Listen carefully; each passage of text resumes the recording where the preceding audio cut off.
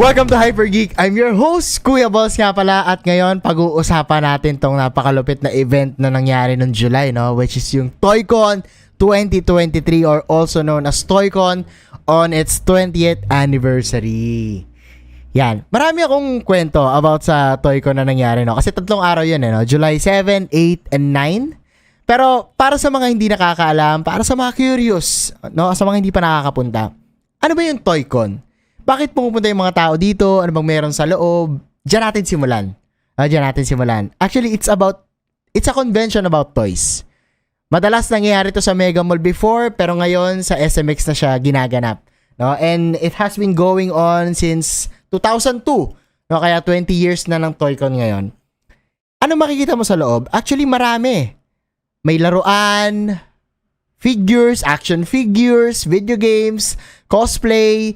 Minsan may mga guests from TV series and movies, and more importantly, yung mga props na ginagamit nila sa movies nandun din minsan, local and foreign, no? Minsan kapag talagang may foreign na nagpupunta dito, sinasama nila yon para ma-hype yung series na yun dun sa ToyCon event na yun, no? Kumbaga it's an exclusive from that event as well. Pero more importantly, talagang madalas makikita mo sa ToyCon is yung mga laruan na sulit. To make this topic more personal, ako personally, ano ba yung drive ko? Bakit ako nagpupunta ng ToyCon? Ano bang meron dyan? Ano mapapala ako dyan? Sabak ako ng traffic, pupunta ako ng ToyCon, pupunta ako ng SMX. Ano ba yung gusto kong makita? Walang ibang sagot dyan mga tol, kundi laruan. Yun lang talaga. Kasi before nung hindi pa uso yung mga rider dito sa Pilipinas, before na wala pa yung Angkas, wala pa yung Lalamove, wala pa yung Grab, or nagsisimula pa lang sila, the only thing or the only way to buy toys is through meetups. Meetup ka. Mahirap kasi yung makikipag-shipping ka kasi pwede kang ma-scam eh. And may mga tao talagang nabibiktima din doon. So para sigurado, kitain mo yung tao. Makipag-meet ka. Kapag within Ayala, kitain mo. Kapag within nasa Green Hills, puntahan mo sa Green Hills ng Sabado kasi may trabaho ka o kaya may iba kang ginagawa. Ganun makapagkalakaran ng laruan. At least on my end, on my experience. 2016, 17, 18, ganun yung ginagawa ko. Hindi naman ako madalas makapunta ng Green Hills para dun makapunta sa pinakabentahan ng laruan talaga. Yung mga store sa Green Hills, no? Na talagang nandyan na sila. Matagal na. Meron akong isang pinupuntahan, actually dalawang store sa SM. Sa Glorieta rather, yung Philbars tsaka yung Big Boys na magkadikit. Aside from that, yun lang. Wala nang iba. No? Meron ding dito kinukuhanan ng mga laruan, yung mga Facebook group. No? Several Facebook group. We have Play Art Sky Philippines, we have Metal Gear Solid Philippines. Yung mga yan, meron diyang mga collector na minsan nagpapakawala ng mga collection nila and pwede mo silang i-meet. But then again, hindi pa uso yung rider nun. Green Hills, Glorieta, and ToyCon.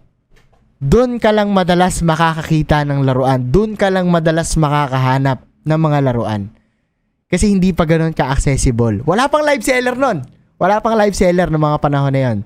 And it's one of the main reason bakit gusto kong pumunta ng ToyCon.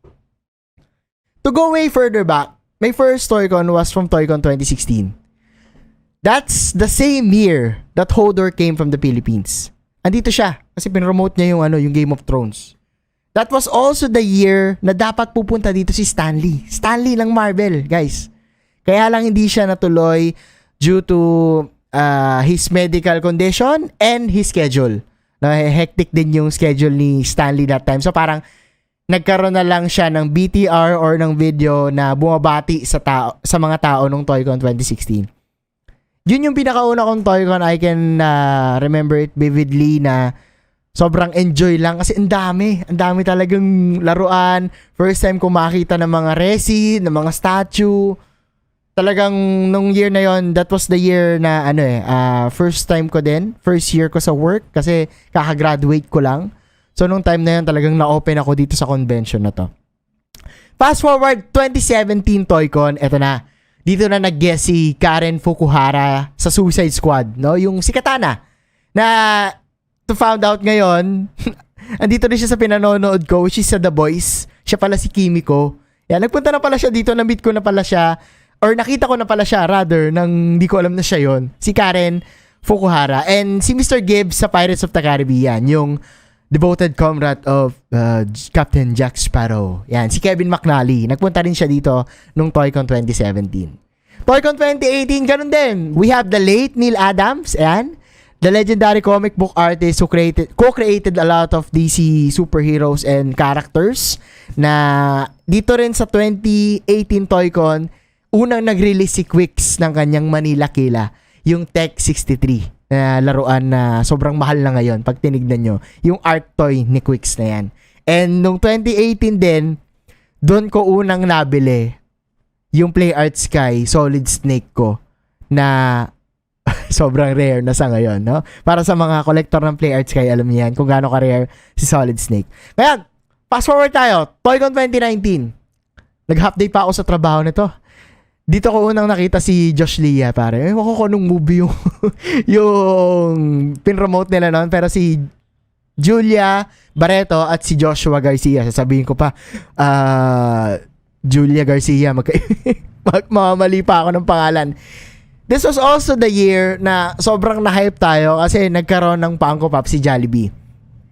Nirelease yung Jollibee Barong nung 2019 Independence Day at nagkaroon ng ToyCon exclusive event, 2019 ToyCon exclusive event na Jollibee Funko Pop Black version. Yun yung mabalahibo na Jollibee na sobrang pinilahan talaga nung time na yun, na halos lahat gusto magkaroon, and tumaas talaga yung presyo nun, no? Sa ngayon, hindi ko na lang alam kung magkano yung Jollibee Black na yun, pero that time talagang ang daming na-hype kay Jollibee. Ngayon, wala tayong ToyCon 2020 because of the bullshit pandemic, right? 2021 may ToyCon pero online lang, digital. So hindi ako naka-attend nun kasi para sa akin yung essence ng ToyCon talaga is yung nandun ka eh. Gahanap ka ng laruan, may mga nakikita kang laruan, tapos may mga iba pang pop culture events na nangyayari sa paligid mo. Yun yung ToyCon for me. Nung 2022, eto na. Comeback is real. Diba? ToyCon 2022. Ang pinaka-highlight doon was the launch and the trailer of Voltes 5 Legacy. Merong isang napakahabang Voltes 5 booth doon na may binibentang figure din ni Voltes 5. And at the same time, si Quicks din. Nag-release din siya ng Voltes 5 version niya na Quicks, no? Yung V63 na tinatawag. So it was all about that. The celebration of Voltes 5 nung ToyCon 2022. At the same time, doon din na parang nirelease, nagpakita din doon si Jane De Leon bilang Darna. Actually, hindi naman siya naka-Darna costume. Pero, syempre, yun yung kasagsagan din ng release ng Darna. So, that time, talagang ang ingay nung toy community, ang ingay ng pop culture community sa Pilipinas kasi ang daming nire-release, no? Kumbaga, comeback is real talaga after the pandemic na meron pa ulit tayong mga projects na gaya nito. Lalo yung Voltes 5. Sobrang laking event nun, no? Yung Voltes 5 merch doon na from Telesuccess and Kensuke Creation. Ito pala, ito. Ito yung damit na suot ko. Ito yung isa sa mga t-shirt na binibenta doon. May poster and yung figure na parang 100 pieces lang ata yung nirelease. From Arlax Customs as well. And here comes ToyCon 2023. Ito na.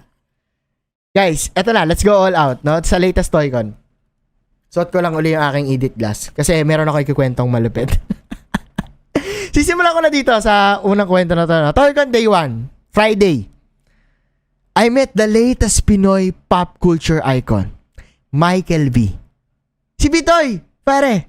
And it all happened in a flash, no? Isang mabilis na pangyayari lang lahat ng ito. Simulan ko dito sa kwento. So Friday morning, nag-post si Bitoy na pupunta siya sa ToyCon. Wala namang program eh. Hindi ko alam kung anong gagawin niya doon, no? Nakarating ako ng hapon. Kachat ko si Owa tsaka si Blue Chip Joe. Mga tropa natin yan na console gamer din, no? Pero di ko pa sila nakikita nun. Kachat ko lang sila na, pare, saan kayo? Saan kayo banda? Tara, kita-kita tayo, tas ikot-ikot tayo. Ganyan. Kaso out of nowhere, nag-chat bigla si Owa, nag-chat bigla si Direk. Pare, nandito si Bitoy. Hindi naman sinabi kung nasan. So, tinanong ko, pare, asan? Na-hype ako, kasi idol eh, di ba? Hinahanap ko si Bitoy, sabi niya, nasa Voltes 5 daw. Sabi ko, saan ba yung Voltes 5? Hindi ko alam. Ngayon, nag-chat uli si Blue Chief Joe, pare, nandito to si Bitoy. Alam ko kasi tropa niya, idol niya rin si Bitoy. Nakita mo ba? Yan, sabi niya, nandito si Bitoy. Sabi ni Blue Chip Joe, nandito si Bitoy kay Quicks. Sa booth mismo ni Quicks, may pinapapirmahan si Bitoy. So ako, kumaripas ako ng takbo. Pagpunta ko doon kay Quicks, wala na siya. Hindi ko naabutan si Bitoy. Sabi ni Blue Chip Joe sa akin, ako pare, umalis na. May pinapirmahan lang ata siya kay Quicks tapos umalis na. Sumibat na. Congover lang yata siya. No? Parang sinadya niya lang talaga si Quicks tapos umalis na. Yun yung sabi ni Blue Chip Joe. So, ako naman, hindi ko naabutan. Siyempre, medyo, sayang, hindi ko nakita si Idol, no? Pero, sige. Tayo natin, baka sakaling nag-iikot pa si Idol. Nanap ko. Para ako nawawalang bata nung nagtatanong ako. Nakita niyo si Bitoy? Nagganon ako sa isang staff doon. Nakita niyo si Bitoy? Ay, wala na bumaba na ng escalator ng SMX. Gumanon. Tapos may isa, nakita niyo si Bitoy? Yung pangatlong tanong ko nun, ayun na. Nasa Voltes 5 daw na booth. Sabi ko, saan ba yung Voltes 5 na yan? Hindi ko talaga makita Sir, hanapin niyo yung napakalaking B na nasa taas ng isang booth. Ayun yung Voltes 5. Nako. Ayun na. Nakita ko yung V. Nandun pala sa dulo, sa kaliwang bahagi ng SMX. Nung nandun nakita ko, nakinaripasan ko ng takbo. Takbo ako agad. Nung nandun na ako sa booth, ayun na. Starstruck malala na ako. Bitoy pare, sa harap ko. Parang nakikita ko lang siya sa YouTube video niya. Pero, nasa loob kasi siya ng booth. Para makapasok ko doon, kailangan bumili ng Voltes 5 na merch. No, kailangan mong bumili lang, pwedeng unan, may mug, tsaka t-shirt. Bahala ka kung anong gustong bilhin. No? Tinanong ko, ma'am, magkano yung mug? Sabi, 999 daw. 999. Medyo mahal for a mug pero sige. Tanga na, Bitoy na yun Nasa harap na natin, supportan na tayo. Binili ko na yung mug. Ito yun, guys. Ito yun. Meron na rin siyang Bosanian mug na coaster. Ito, pakita ko sa inyo. Ayan, Bosanian mug na coaster. Ngayon, ito na yung parang susi mo para ma-meet si Bitoy. And ito na. Binigay ko muna pala yung cellphone ko. Binigay ko yung cellphone ko dun sa nagbabantay sa booth. Sabi ko, madam, pa-video naman. Wala kasi akong kasama Wala akong kasama. Gusto ko sanang ma-capture moment.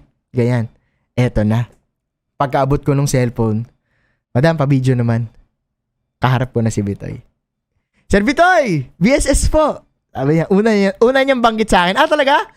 Oo nga Ganda ng shades mo Ganda rin ng cap mo Tapos parang kilala ko yan Tagtawa na kami pareho nun. Grabe. Kasi ito yung suot ko na salaminan guys. Kasi yung edit glass tsaka itong PlayStation cap ko na palagi ko namang sinusuot pag pupunta ako sa event. It's a fan that recognizes a fan. Parang parehas na lang kami nagtawanan Kasi parehas namin hilig Parehas mahilig sa Marvel. Parehas naglalaro ng PlayStation games. Tapos habang pinipirmahan niya na yung mug, ito, pinipirmahan niya tong mug ko, binanatan ko si Idol. Sabi ko, Sir Bitoy, nakalaro ka na ba ng Final Fantasy 16? Ayan na! Sabi niya, yes! Ayun na. Sabi ko, natalo ko na si Kupka. Sabi ni Bitoy na gano'n. Sabi ko, talaga? Tingin mo, Game of the Year na ba? Sabi niya, parang hindi pa Sabi niya, parang hindi pa daw. So, binanata ko ulit ng isa pa. Tingin mo, Zelda pa rin ba? Tears of the Kingdom. Sabi niya, parang oo Tapos yun, nagtawanan na kami pareho. Nagtawanan na kami na parang magtropa lang na nag-uusap. Alam mo yun, kahit pa paano naging ganun kagaan yung maikling usapan namin dahil lang may common ground kami na napag-uusapan, which is yung video game. Naging ganun lang kagaan yung usapan and it all happened in a minute. 1 minuto lang nangyari yung napakabilis sa pangyayari na yun. Yung pakiramdam na starstruck ka, kaya lang you have to be in the moment, you have to keep your lips moving para nandun ka pa din, andun pa rin yung katawang lupa mo. Kasi si Bitoy na yan diba? Ang dami ko pang gustong itanong, ang dami ko pang gustong sabihin sa kanya, pero may tao pa sa likod ko kasi parang last 2 kami na pinayagan na pumasok dun sa booth kasi tinatawag na si Idol sa stage, tinatawag na si Bitoy sa stage. So after nun, kinuha ko uli yung cellphone ko dun sa nagbabantay sa booth kasi wala pa pala kaming picture. Wala pa kaming picture. So sabi ko, Idol, wala pa pala tayong picture. Sorry, pa-picture muna. Ayan. Actually, video yung ginawa ko. Pinindot ko yung video. Tapos, in-screen capture ko na lang. Ayan, tapos nag-video kami at nahagip tayo sa balita sa GMA News. that was also the day he got awarded as the Pinoy pop culture icon here in the Philippines. Idol Bitoy, pare. Lupit.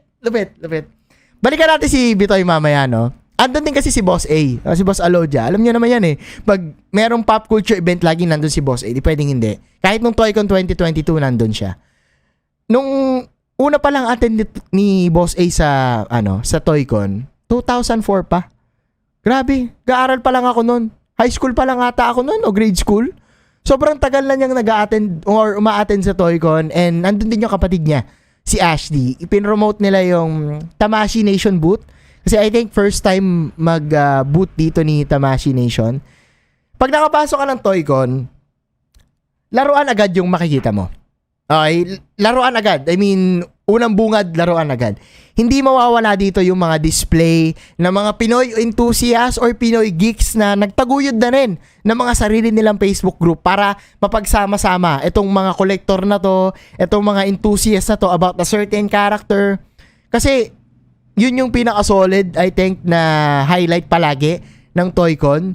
Yung mga display mismo ng mga grupo. We have Pinoy Batman collectors. We have Play Art Sky Philippines. Yan yung mga nagko-collecta ng Play Art Sky. We have Metal Gear Solid Philippines.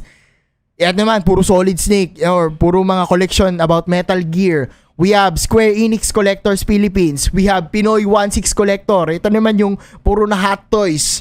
Meron pang Storm Collectibles. Meron pang Pinoy Spider-Man Collectors. Yung mga Spider-Man fan. Mapapansin mo, marami to. Ito yung mga Facebook group na member lang din ako. Ito yung mga Facebook group na inaasahan ko for updates, for other figures na hinahanap ko, inahunt ko. Miyembro ako ng mga Facebook group na to. And dito ko mas napalawak yung knowledge ko sa pagkokolekta ng mga laruan. Kasi itong mga tao din dito, lalo yung mga admin, tutulungan ka nila eh. Tutulungan ka nila to check kung authentic ba tong gusto mong bilhin, kung authentic ba tong nagbebenta, yan. Pinupulis din nila doon sa grupo na yun. No? So may mga grupo na talagang active yung admins na they clearly want to help yung mga bagong collector na pumapasok din sa grupo nila. Almost every year, hindi yan nawawala. Yan yung parang sentro ng ToyCon aside from the main stage itself. Yung museo. Museo ng mga laruan na nagdi-display. No? Isa sa mga highlight for 2023 na napansin ko is yung tropa natin, yung sa tropa natin, under Chapsoy Collectibles or Collectors, yung kay Daddy Player One. Nagkaroon ng sariling cabinet si DP1 doon na ang naka-display puro console games. Wala siya iniwan eh. PlayStation, Xbox, Nintendo. Meron lahat, no? So, shoutout sa'yo pare kasi karamihan nung display doon, custom niya. Hindi basta binili, hindi official. Custom niya, siya may gawa para magpantay-pantay, para magmukhang magkaka-height. So, shoutout sa'yo pare, ang lupit mo doon, DP1. Ang ganda ng display mo. Kita naman ng mga tao kung ano yung itsura nung display mo na talagang daming tao lagi na nagpipicture, no? Aside doon, marami rin akong na-meet sa community ng The Game Silog Show. Siyempre, nandun sila BNN, no? Backlog na naman, Budolcast, sila Tids, tsaka si Ate Cass, nandun. Si Owa, pare, nakita ko din. And si Blue Chip Joe. Ito yung mga ito yung mga console gamer na madalas talaga nakakasalamuhan natin sa content, sa stream, sa community, sa GC. Diba? So, going there and talking about video games. Talagang, ito yung mga tao na gets ka. Gets yung pagka-hyper mo sa isang bagay, sa isang laro. Gets ka kapag hindi mo nagustuhan yung isang laro. Diba? Yung community na yan, so, sobrang solid na yan. Kasi, nung nagpupunta ako ng ToyCon before, kung napansin nyo, never naman ako nagpunta ng ToyCon because I want to meet people. Diba? I want to meet a community. Never naging ganun yung reason ko for going to ToyCon. Pero itong ToyCon 2023 na iba, kasi kahit papaano nagkaroon ako ng mga tropa, nagkaroon ako ng mga kakilala na mahilig din sa gantong klaseng video game, Marvel movie, etc. Geek nga kung tawagin, mga geeks talaga. Andun din ang Geek Talk PH. Sila Galactic Shark, sila Happy Daisy, yan si Dre na naka-Indiano Gibbs. Kung nakita nyo yung naka-Indiana Jones doon na cosplay na nagbo-voice over, si Dre Gaspar yun. No? Sobrang solid yan. Geek Talk PH nandun din. And a few of my Amplify creators, no? Amplify family, nandun din sila. With all that is happening, day 1 pa lang to Day 1 pa lang to. Ang dami nang nangyari na yon. Tinignan na meet ko si Bitoy, pinuntahan ko si Boss A, inabangan ko sa stage yung event nila na kung ano yung gusto nilang ikwento during that time. Sobrang biten nung day 1. Kasi meron akong isang booth na natambayan na halos 2 oras ako doon. Hindi ko alam kung nakita niyo yan, pero yun yung Pokemon card booth na halos isang stack ng puro bukas na Pokemon card. 21. I'm a fan of Pokemon until Gen 3. Talagang naglalaro ako ng Pokemon up until Gen 3. Pero nung time na yon talagang na-incorporate sa akin nung Pokemon na yon na ito yung pag-hunt mo ng Pokemon. Trading card game siya, pero na-incorporate yung pakiramdam na naghahanap ka ng Pokemon. Bakit? Kasi may mga legendary din na Pokemon na nakakalat lang doon, tas 20 lang, di ba? Ito yung sample ng mga nakuha ko dung time na yon. Grabe, we have Lechonk, Ponyta na OG version, na ito yung isa sa mga naunang trading card game na ganito lang talaga yung format niya. May Cubone din. Yan, Rare Candy, Hitmonchan and Hitmonlee. My favorite fighting Pokemon, or my favorite Pokemon talaga, Hitmonchan. And ito, yung legendary na 3. Groudon, Rayquaza, Kyogre. 21. Sobrang sulit. 2 oras ako doon sa booth na yon na nag-ahanap lang ako ng mga Pokemon na gusto kong iuwi. Kasi talagang siya, parang nostalgic ride siya sa pakiramdam, no, na naghahanap ka ng Pokemon tapos you can keep it as a collection. Kasi RNG yan di ba? Alam niyo naman yung Pokemon trading card, kapag binili nyo, RNG yung nakukuha nyo. Never na pwede kayong pumili. And doon, parang, alam ko, wala nang value yung karamihan doon sa iba o hindi ko siya mabebenta, pero may value kasi siya sa akin. May value sa akin yung OG version na Ponyta na nakita ko kasi nalaro ko yun before sa Game Boy Color ko. Yung Pokemon trading card game na yon na sobrang hirap pang intindihin sa una. Doon ako sobrang tumagal at natapos yung Toy-Con ko na naghahanap lang ako ng Pokemon card game. Nakabuo pa nga ako ng stocks yan, ng parang isang gilid na nung stocks ng Pokemon yung mga nakita ko na, tapos ilagay ko sa isang gilid. May mga kasabay din ako doon, 2 lalaki, hindi ko na naitanong yung pangalan, pero kung napapakinggan nyo to at kung nakikita nyo to, shoutout sa inyo mga tol. Naghahanap din sila ng mga legendary doon, wala rin silang tigil, kaya lang para mga 1 oras lang sila. Umalis sila ng mga latter part. Pero ako parang ayoko pa umalis. Kasi Pokemon Pokemon. One of my roots yan as a gamer. So sobrang tagal ko doon. Nakabuo na ako ng 10 card na binili ko. Tapos doon pa lang, wala akong litrato, wala na ako masyadong video, wala na akong montage, hindi na rin ako masyadong nakaikot. So doon lang naubos yung oras ko sa Toy-Con Day 1. Diba? Nag-skip ako ng Toy-Con Day 2 kasi meron akong canon event. May kasal ako na inatinan.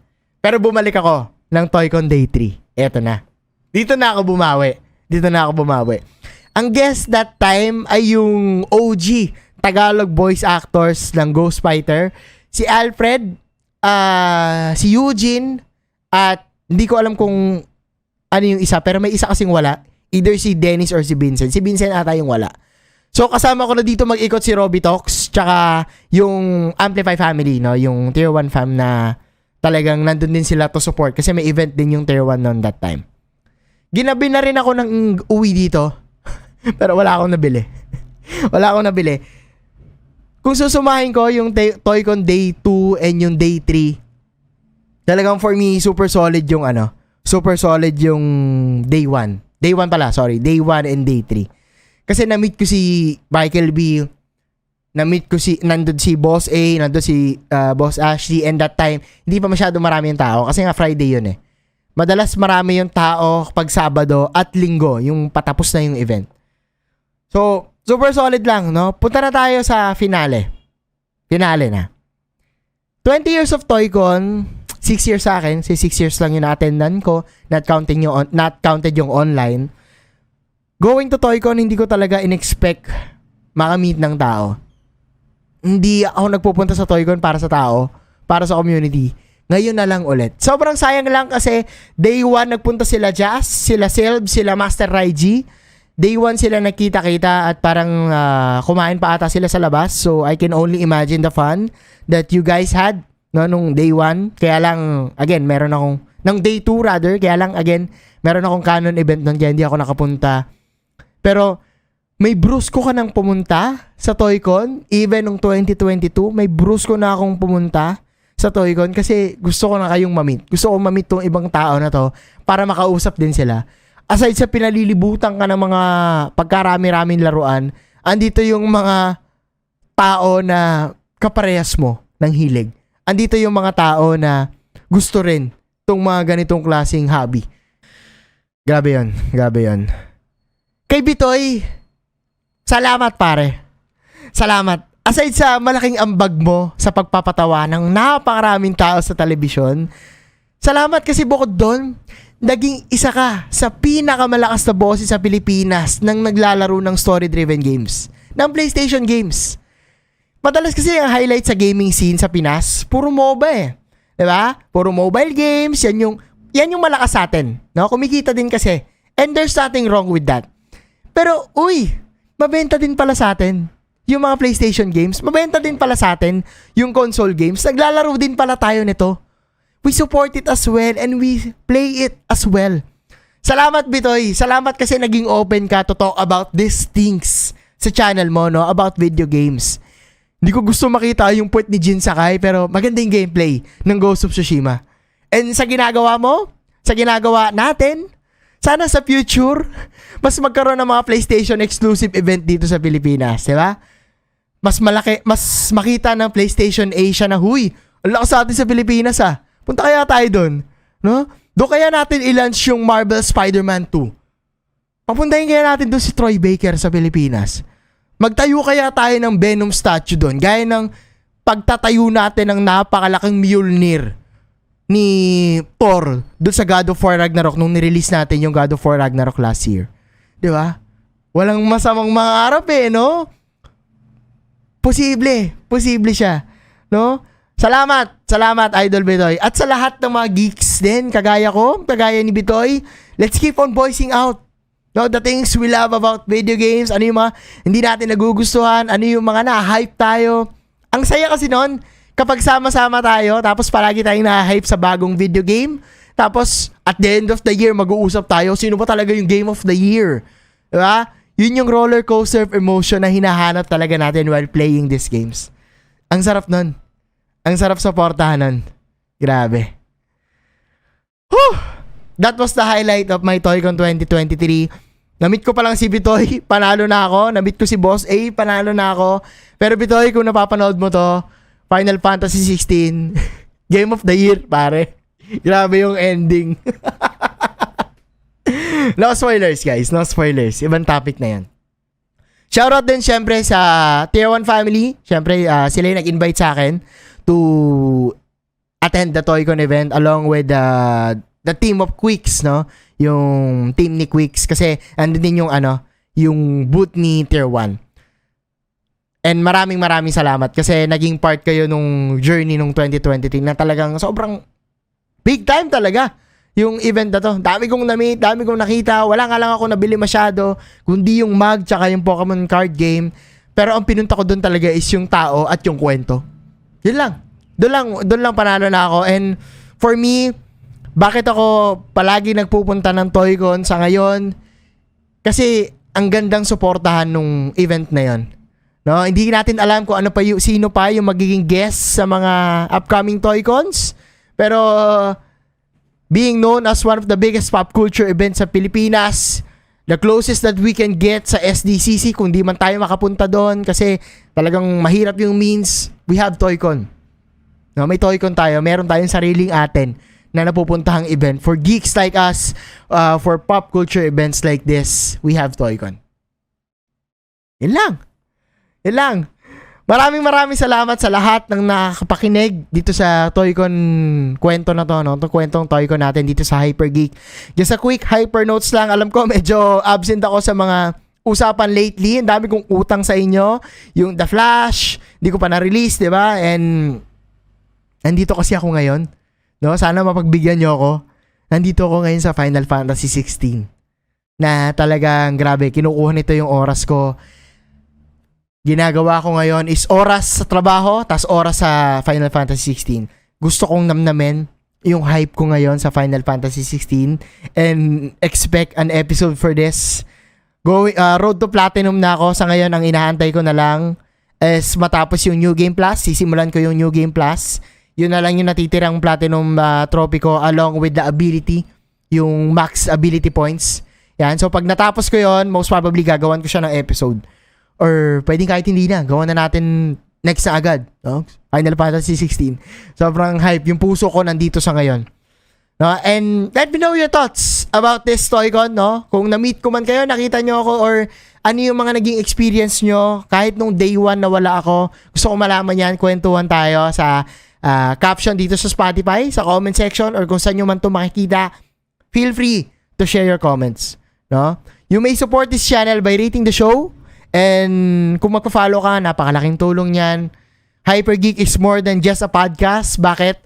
Meron tayong Facebook page under kay Kuya Balls, TikTok, meron din tayong nilalabas sa short clip, Instagram as well. Lahat yan under name ng Kuya Balls. So if gusto nyo i-follow, lalagay ko na lang yung link dito sa comment section as well. And join kayo guys ng Zero City. Ito yung ating community group na ginawa ko. Ito yung syudad na gusto ko mapagsama-sama lahat ng geeks, no? Lahat ng geeks na gustong sumuporta at gusto rin mag-share ng mga kwento nila, no? Kahit tungkol saan pa yan. Kahit Nintendo, Xbox, welcome yan dito. Yung Discord server ng Zero City, nandyan na rin yung link, at yung Facebook group ng Zero City, iwan ko na lang din yung link dyan sa description natin sa episode na to. And yun lang. Again, maraming salamat guys. Thanks for tuning in sa Hypergeek. Pindot ko naman yung record, no? maraming salamat, and I'll see you on the next episode. Out na muna si Kuya Balls in 3, 2, 1, hey! Let's go! Boom!